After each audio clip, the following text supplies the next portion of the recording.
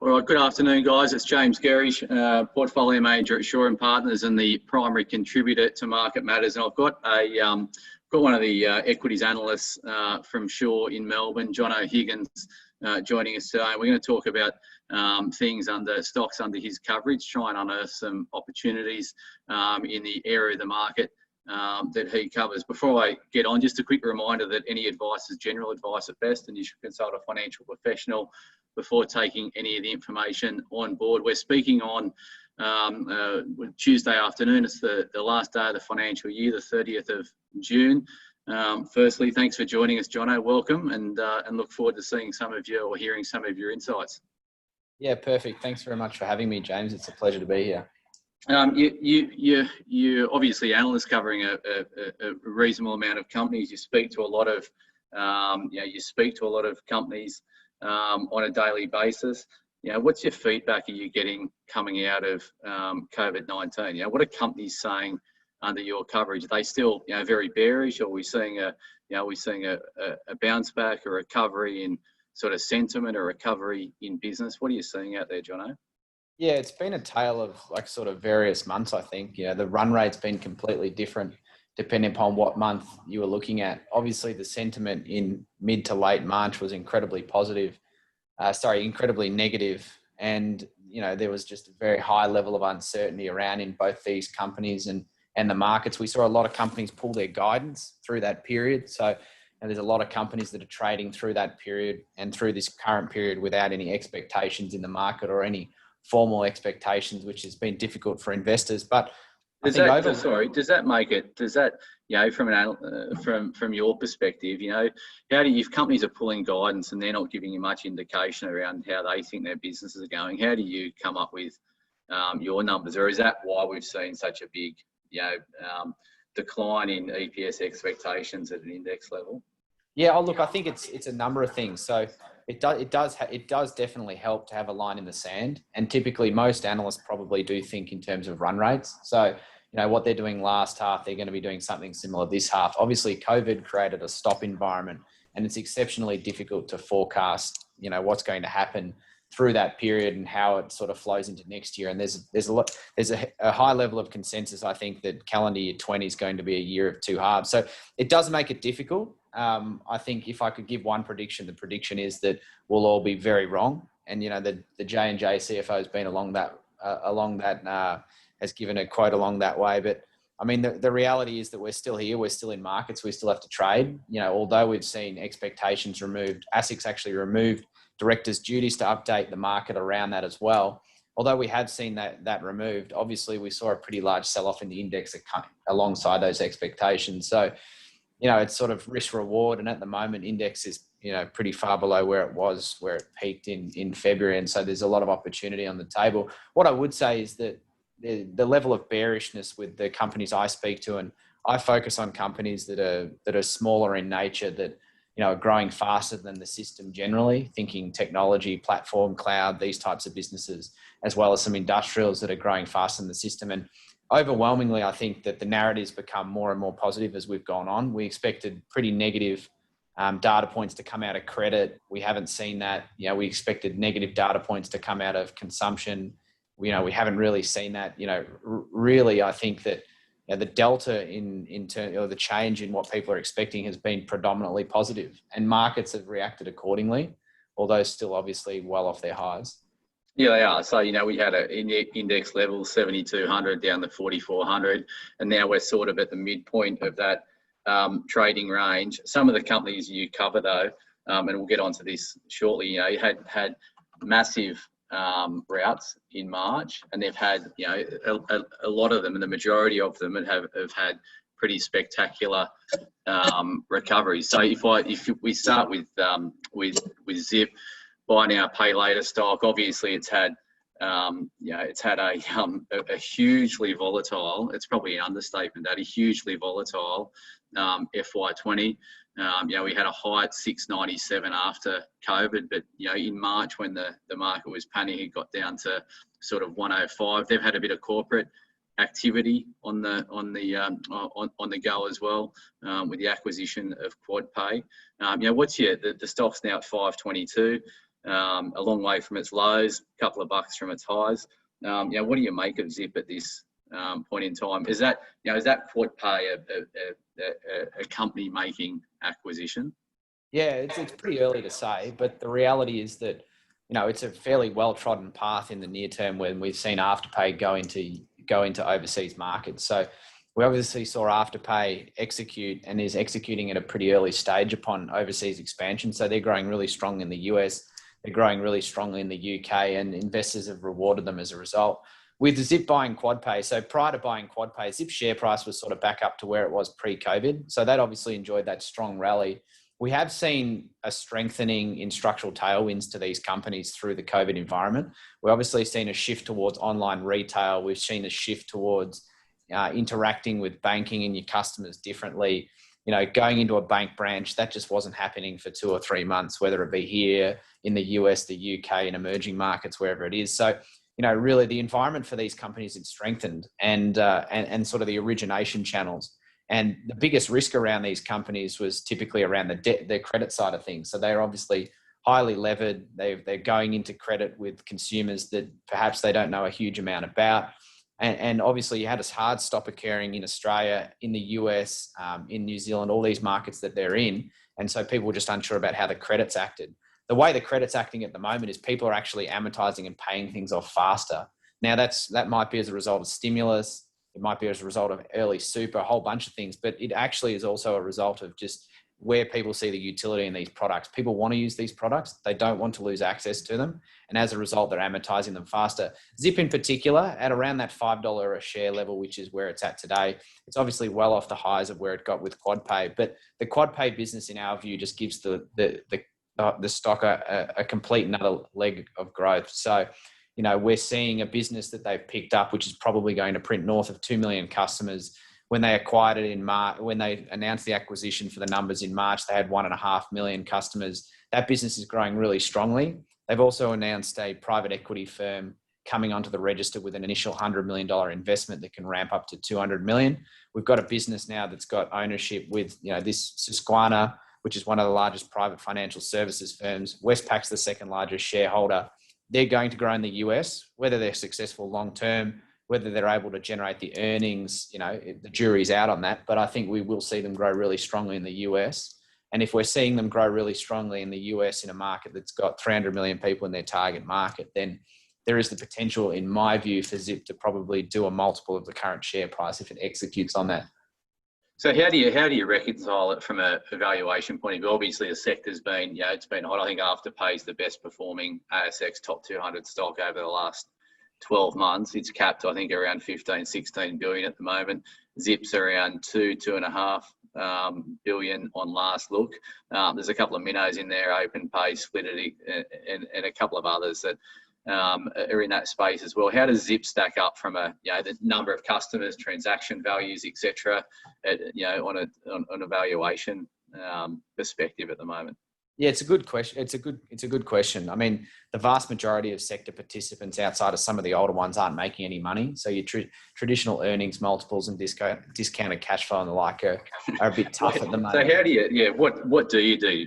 Like, what's your, how do you value a company like Zip? Is it all about growth? Is it all about TTV growth, or what's the customer growth, merchant growth? What do you look for mainly? Yeah, pick your own poison with some of these tech businesses, right? But I mean, if you look at the difference between Australia and Australian, New Zealand tech versus international tech is that we don't have a large amount of names. Our Australian tech index is quite a small index. And as such, we do see multiples in our index that are probably in some respects far ahead of what we see internationally. What I would say is that the average, I think, emerging tech multiple in the US is about 17 or 18 times sales. So typically we're looking at an EV to sales multiple, or we're looking at where they might be able to get their gross profit and then reinvest. If you're looking at businesses like Zip and Afterpay, these businesses are growing 100% per annum off hundreds of millions of dollars in revenue. It is impossible for them to deliver earnings on those numbers because they need to invest ahead of the curve. So what I'm typically looking for things that are more intangible in nature. I'm looking for accelerating net customer ads, accelerating net merchant ads. These are the types of intangibles that are going to drive growth in the long term in a SaaS or in a technology business. But more near term, I think you can look at things like your EV to sales multiple, which is enterprise value to sales or enterprise value to gross profit. That gives you some idea of the nature of what they might be earning in terms of revenues. And then you could apply a multiple on that as it gets into a more mature stage to talk about what they do. What I would say is that if you look at Zip or Afterpay, both those businesses aren't making any net profit after tax or EPS, but they are making very strong and large gross profit. So the gross profit for Zip is north of $100 million per annum annually. So that's gross profits defined as revenue minus bad debts, minus interest, minus payment fees. So if you strip out the fixed costs, they're a big business. If you look at Afterpay, they're 7 or 8 times that size. So they do have strong unit economics. It's just that they haven't chose to turn off the growth spout. So if I was going to be looking at Zip in particular, I'd be looking at it and saying, look, the case study for Zip is Afterpay in the US, which is a clear market leader. They've managed to put on $6 or $7 billion in market cap to go to 7 million customers. Zip's got 1.5 million with the US. Their current cap is about 2.5 billion if you adjust for the various transactions. If they can obviously, they've got some earn-out hurdles in 2 years' time where they need to get up to 6-7 million customers in the US. If they can do that, it's probably not irrational to say that you'd add a significant amount of that market cap to Zip. All right, so we'll move on to Zip. Summing up, you're obviously bullish on Zip. You've got a buy on the stock. You've been following it for a long time. What's your price target on Zip at the moment? Yeah, I think my price target's about $6.25 off the top of my head. But I do genuinely think that when they provide some more data in July around the completion of the QuadPay acquisition, as well as having their next information dumped with their quarterly, we will see some strong catalysts coming out of that. I think the more information they provide with that US business and also the investment that they're going to be making through the announced acquisition and investment by Susquehanna should see probably the price re-rate pretty substantially. And so I have a share price target of $6.25 in the short term, but longer term, I'd expect, obviously, if they receive strong traction, that it could go significantly higher than that. And I think I initiated on Zip many years ago at about 60 or 70 cents a share. So, I think with these businesses, it's important to see traction, and they're going to see improved traction over the next 6 months. What I would caution investors is they are highly valued, these tech businesses. If you did have a personal opinion that markets are overvalued, and technology in of itself on the ASX is probably at a record high. If you did have a view that technology was going to give up some ground, or markets were going to give up some ground, you should expect these stocks to have a more significant and higher level of volatility than what you would the broader market. Yeah, they're high beta stocks. So Zip coming back, in our view, back to $5 is actually a pretty interesting level for it. I'm going to move on to Money3 is the next stock we're going to cover. Another one in your coverage area, Jono. This is a consumer finance business, personal loans, car loans, etc. Take us through, what the point of difference here is in this one. Why should it's obviously had the same sort of hit in March, down from $3 down to 67 cents. Obviously on concerns about credit quality, etc. They've bounced about 50% of the range now to $1.55. What's your take here? What's your view on this one, Jono? Yeah, so I'm positive on Money3. I've got a buy on the stock. I've got a price target that's close to $3, I think. So some pretty substantial upside from where I see it here today. The stock's trading on a single-digit earnings multiple. It has been growing traditionally about 20 or 30% organically per annum. The Money3's been around on the ASX for a long time. Probably the core issue on why it doesn't trade like the others is that it actually makes money and probably has more of a legacy. So Money3 is a highly profitable business. It's been around for some time. They started off in small amount credit contracts, or what's termed as payday lending, many, many years ago in branch lending. So lending on small unsecured amounts. So they have a core number of competencies, which is around that. They divested that small amount credit contract business probably about 18 months ago now, and they're purely focusing on secured automotive. So their whole loan book is in secured automotive loans across Australia and New Zealand. They've got north of 300 million of gross loans across that book, and they're typically lending to a customer that can't access credit from the major banks. So is that So I mean, I've spoken about and written about in our reports about Wiser, which is another personal finance business who I think who are about to launch a car product, car lending product. they talk about targeting the customers, the high quality banking customers, but just by upservicing, giving them a better rate, etc. Are you concerned about Money3 going down to that lower quality of, lower credit quality borrower? Is that why the market got concerned about it and sold it off so aggressively? Like, how do you reconcile Yeah, definitely. base Yeah, and so the environment like this, which is pretty uncertain? yeah, definitely. I mean, that's why the business has been sold off. And if we look at past cycles, you see these businesses sell off. I mean, where they run into issues is if you've got a heavily geared balance sheet and you're outlaying loans to consumers where you haven't provided for those loans in a strong manner. So, the reason why I'm not particularly stressed at the moment about Money3 is they're providing car loans to people that need those cars to get to a job. And although the rates are high and the credit's lower than what a major bank does, their typical loan book customers, their highest percentage of customers come from Woolworths, Coles, Bunnings, these types of businesses. And I do have a personal view alongside a firm view that stimulus will continue. So we are seeing things like JobKeeper, JobSeeker. We're seeing superannuation payments and the like. I do personally think they'll continue beyond September. And that's underwriting, in our view, the bottom end of the credit curve. When you compare it to a business like Wiser, for example, is targeting super prime customers of where the Vita score is north of 700. They typically have skinny margins and they typically have a lower allowance for bad and doubtful debts. Money3, if you look at Money3, they're charging over 20% interest rates. Bad and doubtful debts are typically 5 to 6%. They're funding their book predominantly through equity. So their net debt to equity on their loan book is less than 30%. So they're one of the most well-financed business on the ASX.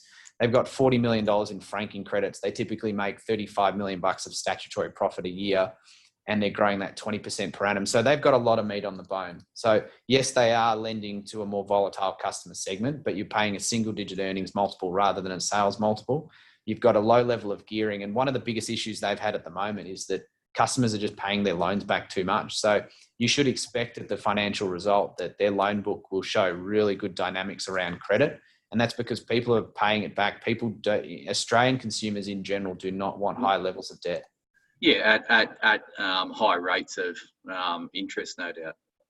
Yeah, so obviously they are lending to customers that are excluded from the big four. So Australia in general doesn't have a well-developed alternative finance system. And that's why we're seeing businesses like Money3 and the like picking up share. So the major banks in ANZ and some of these others were ANZ, Westpac, Macquarie. These had big car lending books, and they've looked to exit the space through things like the Royal Commission, not being able to service customers right, having difficulties with dealers, and Money3 has been a net beneficiary of that, which we'd expect to continue. So yes, Money3 has a high level of risk. There's no doubt about it, but they are well placed. And I'd expect that some of their competitors that are unlisted potentially might have bigger issues as they're more highly geared or don't have the right sort of collections team in place. Whereas Money3's had over 10 years on the ASX.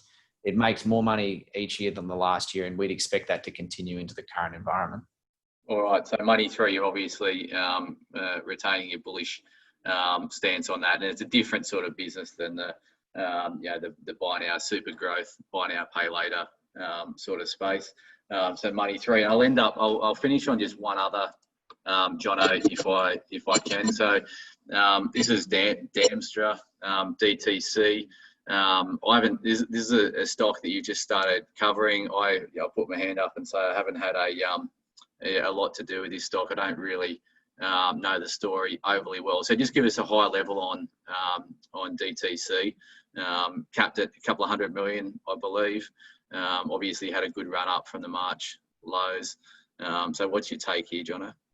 Yeah, so this is a new initiation for me. So I picked this up about 2 weeks ago, so it's relatively hot off the press. So it's Damstra, code DTC. I've got a buy and a price target north of $1.55 on this stock. So we've just started following this business.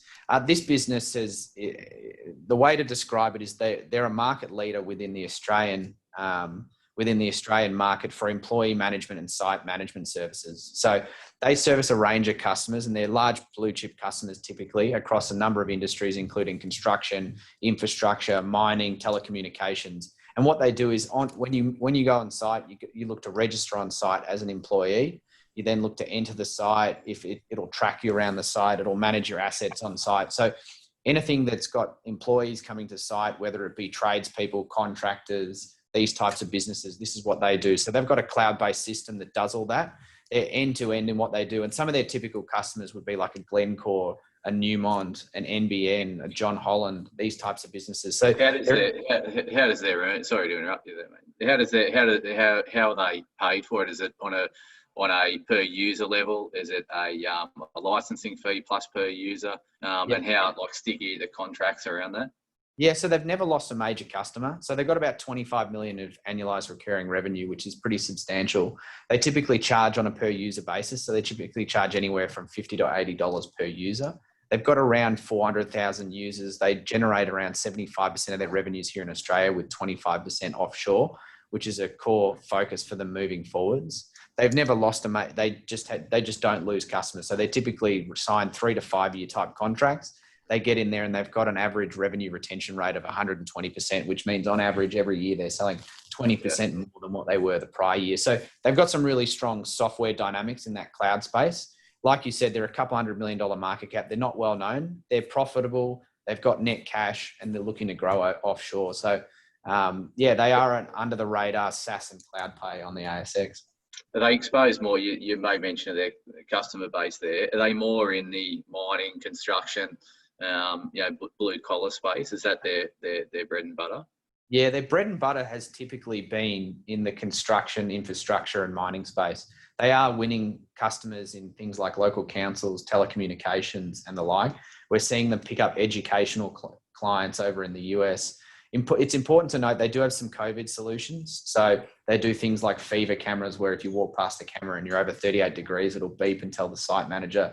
They are very innovative in what they do. They'll be rolling out some of those solutions I think we'll see across their customers. Their bread and butter are large projects and they are projects with essential workforces. So obviously at the start of COVID, we weren't sure in Australia whether construction, mining, infrastructure would close. It didn't turn out to be that case, but it has in other industries. So typically the customers they're serving would be termed as being essential industries. All right, nice one. So we've covered three ideas today. Zip, 3 ideas that Jono likes here. So we've got Zip trading around the $5 mark. He's got a $6.25 price target. Money3 trading around $1.55. He's got a $3 price target. And Damstrew is just trading around $1.24. He's got a price target north of $1.55. So, Jono, thanks for joining us. It's the final day of the year. It's been a pretty choppy one for markets. I think we're going into the last hour of trade or something. The index is down around 11.5%. Financial year to date. So there's been some, it's been a difficult one, a really volatile one. So, we're down at 40% at the worst, and now we've now recovered some of that. So, Jono, thanks for joining us today, and we'll touch base again soon. Thanks very much, James.